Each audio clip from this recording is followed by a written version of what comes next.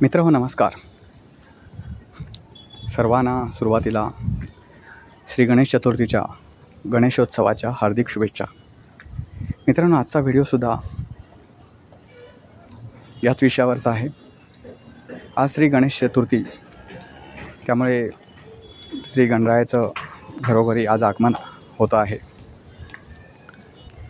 तर त्यानिमित्त आज पाहूया की श्री गणेशाच्या पूजनासाठी कोणता विधी, श्री गणेशाचं पूजन कसं करावं.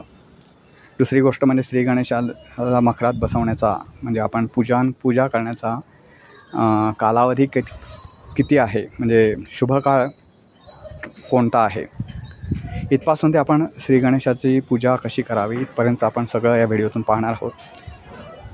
तर मित्रांनो, व्हिडिओ शेवटपर्यंत बघा. तर सुरुवातीला आपण श्री गणेशाचं पूजन करण्यापूर्वी काही गोष्टी आपण समजून घेऊया आणि मग श्री गणेशाच्या पूजनाला सुरुवात करूया. तर सुरुवातीला पाहूया की आपण श्री गणेशाचं पूजन करण्याच्या ॲक्च्युअल वेळा काय आहेत. आज किती वाजता श्री गणेशाचं पूजन करायचं आहे. भगवान गणेशाचा जन्म हा मध्यान्हाच्या वेळी झाला होता, म्हणून मध्यान्हाची वेळ ही गणेश पूजेसाठी सर्वात योग्य मानली जाते. पंचांगानुसार म्हणायचं झालं तर श्री गणेश चतुर्थीच्या दिवशी मध्यान्ह गणपती पूजनाचा मुहूर्त हा सकाळी 11:03 ते दुपारी 1:33 असा असेल. त्यामुळे पूजेचा एकूण कालावधी जो आहे तो 2 तास 31 मिनिटं आहे.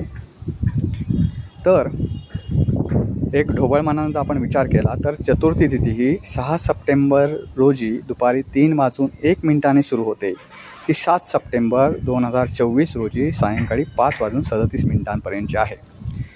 आता 6 तारखेला चतुर्थी आपल्याला पूजनासाठी योग्य नाही, कारण त्या दिवशी तृतीया आहे आणि दुसऱ्या दिवशी जो सूर्योदयाला जी तिथी सुरू होते ती तिथी खरी मानली जाते. त्यामुळे 7 तारखेला श्री गणरायाचं आगमन आपल्या घरी होणार आहे. तर त्या दिवशी सकाळपासूनचा तसा म्हटला तर मुहूर्त आहे, पण जर एकदम शुभ मुहूर्त म्हणायचं झालं तर तो सकाळी 11:03 ते दुपारी 1:33 असेल.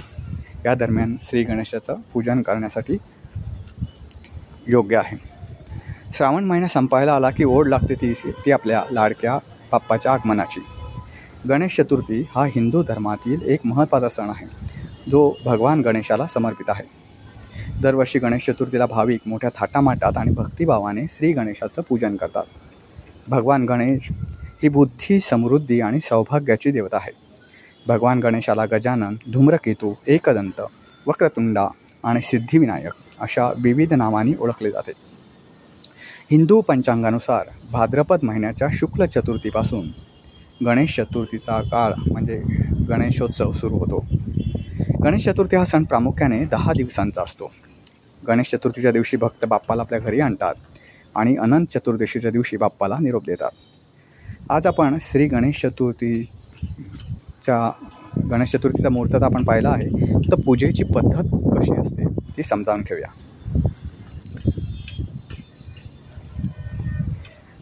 श्री गणेशाच्या पूजेसाठी अर्थात प्राणप्रतिष्ठापना करण्यासाठी लागणारं साहित्य असं आहे. शाडू मातीची श्री गणेशाची मूर्ती, हळद, कुंकू, अक्षता, गुलाल, अष्टगंध, 10 सुपाऱ्या, 5 खारीक, बदाम, हळकुंड, अक्रोड, रेशीम कापड, कापसाची वस्त्रे, 2 जांभळ्याचे जोड, 1 पंचा, तांदूळ, तुळस, बेल, दुर्वा, फुले, पत्री, हार, आंब्याचे डहाळ, 2 नारळ, 5 फळे, 25 विड्याची पाने, कच्चे दूध, दही, शुद्ध तूप, साखर, मध, कलश, ताम्हण, पळी, पंचपात्र, सुटे पैसे, चौरंग आसन, समई, माती, निरांजन, कापूर, हात पुसण्यासाठी फडके, देवाचे अंग पुसण्यासाठी कापड, 4 लहान माट्या, चंदन आणि दुर्वा. मित्रांनो, श्री गणेशाचं पूजन करण्यापूर्वी काही प्राथमिक गोष्टी पाळायला लागतात आपल्याला, त्या आपण पाहू. श्री गणेश चतुर्थीच्या दिवशी सकाळी लवकर उठून प्रातःकाली स्नान करावं व संध्या पूजादी नित्यविधी करावेत. गणेश मूर्ती ठेवण्याची जागा स्वच्छ करून घ्यावी. पाटावर अक्षता पसराव्यात. त्यानंतर त्यावर मूर्ती स्थापन करावी. आता बऱ्याच जणांच्या ठिकाणी पाटावरच ऑलरेडी मूर्ती बसवलेली असते, तर त्या पाटाखाली पाट हा जरा उंच असतो आणि टेबल आणि पाट याच्यामध्ये जो गॅप असतो तिथं तांदूळ पसरावे आणि त्याच्यावर नंतर पाट ठेवावा असं हे आहे. तर चला आता श्री गणेशाच्या प्राणप्रतिष्ठापनेसाठी आपण सुरुवात करूया. ओम केशवाय नमः, ओम नारायणाय नमः, ओम माधवाय नमः या नावाने 2दा आचमन करायचं आहे. ओम गोविंदाय नमः या नावाने पाणी सोडायचं आहे. आता पुढे जे मी नाव म्हणतोय त्यावेळी हात जोडून आपण प्रार्थना करायची आहे. भूमीला स्पर्श करून सुरुवातीला भूमीची आसन शुद्धी करायची आहे. नंतर हातात अक्षता घेऊन त्या दक्षिणेस फेकाव्या. शरीर शुद्धार्थ मांडी घालून दोन्ही हातांनी न्यास करायचा आहे. पाणी भरलेल्या कलशाला गंध अक्षता लावलेले फूल चिकटवायचं आहे. भारतीय संस्कृतीत कलश हे मांगल्याचे प्रतीक मानलं जातं. शुभ कार्यात कलशाची पूजा करण्याची प्रथा आहे, कारण 4ही वेदांचे यात वास्तव्य मानले जाते. त्यामुळे 6 अंगांसह सर्व वेद या कलशात असतात. आता शंखाची पूजा करू. शंखाला स्नान घालून गंध पुष्प घालावे. शंख मुद्रा दाखवून नमस्कार करावा. त्यानंतर आपण घंटेचे पूजन करूया. घंटेला गंध अक्षता फूल व हळद कुंकू वाहायचं आहे. त्यानंतर दीपपूजन करू. समईला फुलाने गंध फूल हळदी कुंकू लावायचं आहे. या गोष्टी ज्या आहेत ते तुम्हाला मी सांगतोय ते हाताने लावायच्या नाहीत. गंध फूल फूल जे आहे ते गंधात हळद कुंकू बुडवायचं आहे आणि ते तिथं टच करायचं आहे. त्या समईला असेल किंवा आपण जेव्हा श्री गणेशाची पूजन करणार आहोत तेव्हा त्याला गंध वगैरे आपल्या हाताने लावायचं नसतं, तर ते फुलाने असं टच करायचं असतं फक्त. हे महत्त्वाचा विषय. नंतर दुर्वानी पूजा साहित्यावर व स्वतःवर पाणी शिंपडायचं आहे. दुर्वा पाण्यात बुडवायचे आहेत आणि ते पाणी स्वतःवर आणि पूजेच्या साहित्यावर उडवायचं आहे, म्हणजे शिंपडायचं आहे. श्री परमेश्वर प्रीत्यर्थ पार्थिव गणपती पूजन नमः करिष्ये असे संकल्प करून पाणी सोडायचं आहे. कलश, शंख, घंटा व दीप यांचं पूजन करून गंध अक्षता पुष्प अर्पण करायचं आहे. गणपतीच्या नेत्रांना दुर्वानी तुपाचा स्पर्श करायचा आहे. हे आपण विधी ह्याच्यासाठी करतो आहे की आपण जे पार्थिव गणेशाचं पूजन करतो आहे त्या मूर्तीमध्ये आपण दृष्टी आणायची आहे. दृष्टी आणताना आपण प्रार्थना करायची आहे की श्री गणेशाला की या पार्थिव मूर्तीत तुला आम्ही आमंत्रित करतो आहे की या मूर्तीत तू निवास करावास आणि जी आम्ही सेवा करणार आहोत 8 दिवस, 10 दिवस, 9 दिवस, ती सेवा तू गोड मानून घ्यावीस, ती सेवा करून घ्यावीस. त्याच्यासाठी तू या मूर्तीत ये. आणि त्याला आपण दृष्टी ही करतो आहे, दृष्टी आपण त्याला आणण्यासाठी म्हणून या मूर्तीला ते आपण तुपामध्ये दुर्वा बुडवून ते आपण त्याच्या मूर्तीच्या नेत्राला लावतो आहे. मूर्तीच्या हृदयाला आपल्या उजव्या हाताच्या अंगठ्याने स्पर्श करून आता प्राणप्रतिष्ठापनेला आपण सुरुवात करायची आहे. अस्य प्राणा प्रतिष्ठातून अस्य प्राणा शरंतुष अस्य देवत्वम आचार्ये मामहेती च कश्चन रक्ताभिधीच पातोल्य सदरुं सरोजदादिरूढाक्राब्जे पाशं कोदंड भिक्षुभ्यदं गुणमप्यं कुशमं पंचपाणानं बिभ्राण अश्युकपालं त्रिनयनं लसितापिनमक्षरुहाढ्यः देवी बालार्कवर्णा भवतु सुखकरी प्राणशक्तिपरानः. आता गणपती बाप्पाला नमस्कार करायचा आहे आणि आता पुढील मंत्र म्हणायचा आहे. एकदन्तं शूर्पकर्णं गजवक्त्रं चतुर्भुजं पाशाङ्कुशधरं देवं ध्यायेत सिद्धिविनायकं ध्यायेत देवं महाकायं तृप्तकाञ्चनसन्निभं चतुर्भुजं महाकायं सर्वाभरणभूषितं दन्ताक्षमाला परशुपूर्णमोदकहस्तकं मोदकासक्तशुण्डाग्रम एकदन्तं विनायकं. अंतःकरणात श्री गणेश मूर्तीचं ध्यान करून पुढील आवाहन मंत्र म्हणायचा आहे. आवाहयामामि विघ्नेश सुरराजार्चितेश्वर अनाथनाथ सर्वज्ञ पूजार्थ गणनायकं श्री सिद्धिविनायका नमः. आवाहयामामि श्री गणपतीच्या पायांवर फुलानं पाणी अर्पण करून अर्घ्य मंत्र म्हणायचा आहे. अर्घ्यमस्य फलसंयुक्तं गंधपुष्प अक्षतेयरितं गणाध्यक्ष नमस्तेस्तु गृहाण करुणानिधे श्री सिद्धिविनायकाय नमः. अर्घ्यम समर्पयामी. पळीभर पाण्यात गंध, अक्षता, पुष्प व सुपारी ठेवून त्यातले पाणी फुलानं श्री गणेशांना अर्पण करायचं आहे. नंतर पंचामृत स्नान मंत्र म्हणायचा आहे. हे पंचामृत करताना मी मगाशीच वर जे साहित्य सांगितलेलं आहे त्याचं पंचामृत करायचं आहे. पंचामृत म्हणजे अशी 5 अमृतं जी आहेत ते एकत्र आपण करतो, त्याला आपण पंचामृत असं म्हणतो. आता आपण हा म्हणायचा आहे पंचामृत स्नान मंत्र म्हणायचा आहे. पयो दधी घृतं चैव मधुशर्करायुतं पंचामृतेन स्नपनं प्रियतां परमेश्वर श्रीसिद्धिविनायकाय नमः. पंचामृतस्नानं समर्पयामि. पंचामृत म्हणजे दूध, दही, तूप, साखर आणि मध एकत्र करून ते फुलानं गणपतीला अर्पण करायचं आहे. अथर्व शीर्ष म्हणून अभिषेक करायचा आहे. गणाधिप नमस्तेस्तु उमापुत्रा घनाशन एकदन्ते भवक्त्रेति तथा मूषकवाहन विनायकेश पुत्रेति सर्वसिद्धिप्रदायक कुमार गुरुये नित्यं पूजिनः प्रयत्नतः. हे मंत्र म्हणून 21 दुर्वा श्री गणेशांना अर्पण करायचे आहेत. नंतर श्री गणेशाची आरती करायची आहे आणि नंतर आपण नैवेद्य दाखवायचा आहे. नैवेद्य दाखवताना आपण फक्त नैवेद्य ठेवतो तर तसं न करता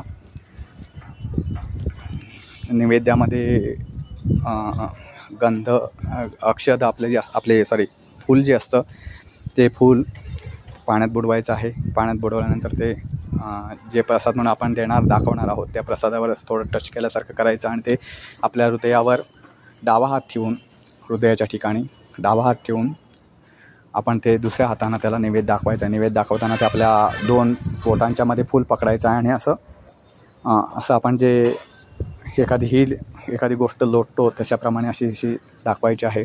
अशा प्रकारे ते नैवेद्य दाखवला जातो. नैवेद्यं गृह्यतां देवभक्तिं महेशालं कुरु इष्टितं मे वरद देहि परत्रच परामगतिं श्रीसिद्धिविनायकाय नमः. नैवेद्यं समर्पयामि. पुढील मंत्र म्हणून गणपतीसमोर साष्टांग नमस्कार घालायचा आहे. नमः सर्वहितार्थ जगाधार हेतवे साष्टांगोऽयं प्रणामस्ते प्रयत्नेन मया कृतः. मित्रांनो, अशा प्रकारे आपण गणपतीचं पूजन केलेलं आहे. गणपतीकडे प्रार्थना करायची आहे की श्री गणराया, मी ही तुझी पूजा करतो आहे ती मान्य करून घे. त्याच्यामध्ये काही चूक झाली असेल, मंत्र म्हणताना असेल किंवा माझ्या अपरोक्ष काही चूक झाली असेल माझ्या हातून, तर ती त्याच्याबद्दल मला माफ कर आणि या मूर्तीमध्ये तू निवास कर, असं देवाकडे प्रार्थना करायची आहे. आणि जी का मी तुझी यापुढे सेवा करणार आहे ती गोड मानून घे. माझ्याकडून काही चूक झाली असेल, आगळीक झाली असेल तर त्याच्याबद्दल मला माफ कर. आणि सर्व कुटुंबासाठी, कारण कुटुंब प्रमुख हा पूजा करीत असतो, तर सर्व कुटुंबासाठी सुख, संपत्ती, आरोग्य आणि आयुष्य असं आपल्याला मागायचं आहे. आणि महत्त्वाचं म्हणजे आपल्याला चांगली सुबुद्धी दे. आपण आपल्याकडून कोणाचं वाईट होता कामा नये अशी सुबुद्धी मला दे, अशी प्रार्थना देवाकडे करायची आहे. मित्रांनो, हे करत असताना श्री गणेशाचं आरती म्हणायची आहे आणि श्री गणेशाचा रोज सकाळ संध्याकाळ किंवा दुपार संध्याकाळ अशा आरती देवाच्या करायच्या आहेत. मित्रांनो, श्री गणेश ही एक अशी देवता आहे ती खूप तुमच्या जे अपराध आहे ते आपल्या पोटात घालते. म्हणून आपण त्याचं पोट हे मोठं लंबोदर त्याला म्हटलं जातं, त्याच्यासाठी की त्याने भक्तांचे अपराध खूप पोटात घातलेले असतात. पण म्हणून आपण अपराध करायचे आणि देवाकडे क्षमा मागायची असं नाही करायचं. तर आपण 2 गोष्टीबद्दल ज्ञान घेणार आहोत. आता व्हिडिओचा आपले प्राणप्रतिष्ठापना झालेली आहे, तर काही गोष्टींबाबत, गणपतीबाबत, श्री गणरायाबाबत आपल्याला खूप अनभिज्ञता आहे. तर त्या गोष्टींचं आपण ज्ञान करून घेणार. सुरुवातीला आपण बघणार आहोत की श्री गणरायाला मोदक हे प्रिय का, तर त्याच्याबाबतचं घेणार आहोत. आणि श्री गणेशाला दुर्वा प्रिय का असतात त्याच्याबद्दल आपण माहिती घेणार आहोत. गणपतीला देवाने अथक परिश्रम करून एक अमृताचा मोदक तयार केला. तो घेऊन ते शंकराकडे आले. पार्वतीच्या हातात मोदक देऊन ते परत गेले. स्कंद व गणेश मोदक मिळावं म्हणून पार्वतीजवळ येऊन बसले. तर माता पार्वती त्यांना म्हणाली, हा महाबुद्धी मोदक आहे, याचा वास घेतला तरी अमरत्व प्राप्त होतं. जो हा मोदक खाईल तो सर्व शास्त्रात प्रवीण होईल व शस्त्रास्त्र विद्येतही निपुण होईल. हे ऐकल्यावर स्कंद व गणेश हे दोघेही मला मोदक हवा असा हट्ट करू लागले. तेव्हा पार्वतीनं एक युक्ती शोधली.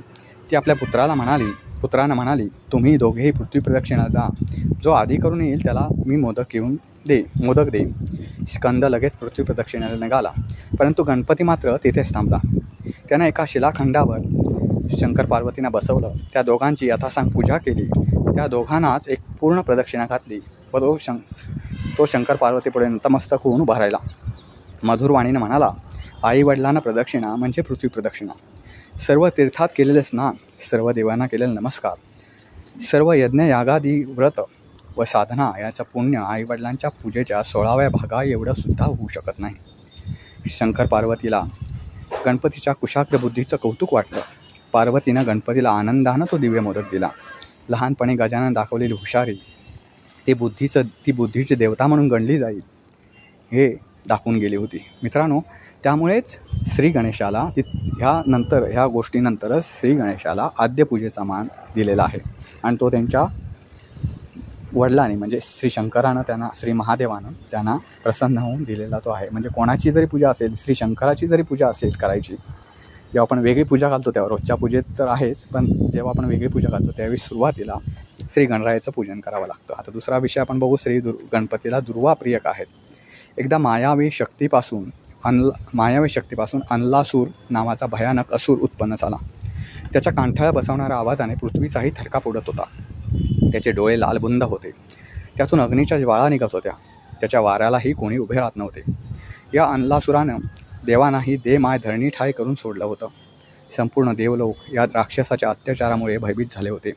अखेर सर्व देव गणपतीला शरण गेले. त्यांनी गणपतीचा धावा करताच देवांना अनलासुरापासून भयमुक्त करण्याचे श्री गणरायानं अभिवचन दिले. श्री गणरायाने अनलासुराविरुद्ध युद्ध पुकारले. अनलासुराने बालरूपी गणपतीला गिळण्याचा प्रयत्न केला, परंतु गणपतीनं विराट रूप धारण करून अनलासुरालाच गिळंकृत केले.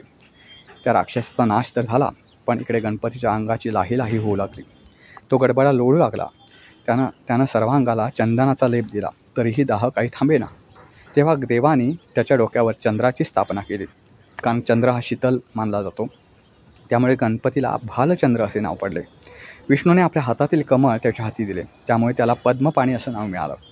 भगवान शंकराने आपल्या गळ्यातील नाग गणपतीच्या कमरेला बांधला. वरुणाने गणपतीच्या सर्वांगावर पाण्याचा अभिषेक केला, तरी अंगाची लाही थांबेना. गणपती बिचारा तळमळत जमिनीवर लोळत होता. इतक्यात काही ऋषीमुनी तिथे आले. प्रत्येकाने 21 दुर्वांची जोडी गणपतीच्या मस्तकावर ठेवल्याने चमत्कार झाला. गणपतीला तात्काळ बरं वाटलं आणि त्याच्या अंगाची आग शांत झाली. गणपती आनंदून म्हणाला, माझ्या अंगाची लाही शांत होण्यासाठी सर्व देवांनी नानाविध उपाय केले, परंतु दुर्वानी माझ्या अंगाचा दाह कमी झाला. यापुढे जो मला भक्तिभावाने दुर्वा अर्पण करेल त्याला 1000 यज्ञ व्रत आणि तीर्थयात्रा केल्याचं पुण्य लाभेल. मित्रांनो, आजचा व्हिडिओ तुम्हाला कसा वाटला ते नक्की कळवा. आणि हो, श्री गणराय तुम्हाला उत्तम आरोग्य, दीर्घायुष्य, उत्तम बुद्धी, सुबुद्धी देवो आणि तुमच्यावर कायम त्याच्या कृपावृष्टीचा वर्षाव करो. या सर्वांना शुभकामना. पुन्हा भेटू पुन्हा एका नवीन व्हिडिओसह. तोपर्यंत नमस्कार.